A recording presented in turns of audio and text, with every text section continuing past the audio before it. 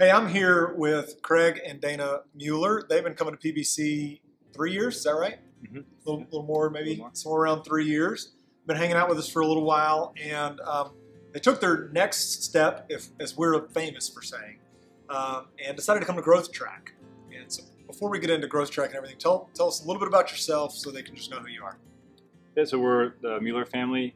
We've got 2 young kids, 5 and 4, and I think we both attended church kind of off and on growing up, but really I think got serious about spending more time at the church and getting more involved in the last couple of years. And yeah, it's a good family, and we're excited to be a part of the PBC. Yeah, we've loved having you here. So you guys started attending and everything, and then you made a decision to come to Growth Track. Tell me about how you came to make that decision.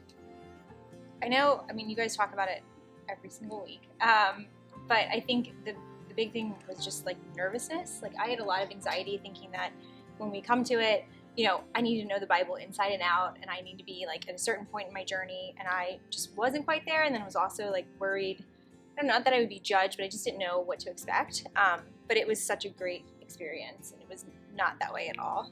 I don't know about that's right. I think every week we'd hear you say, go see Megan to go see about next steps, and we were thinking that's us, he's talking to us, and it just took a little while to get up the courage to come in, and when we did walk in, it was very welcoming and lots of friendly faces and very familiar. So there was I think walking through the door was the hard part, but you walk in, it's very easy.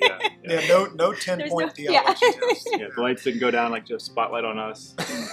Welcome, it wasn't like that at all. I liked it because it wasn't, again, I didn't feel like I was quizzed, but it's also it kind of showed you what your path was and just things that you can do to help with the community, with the church, and so it was just a really good experience.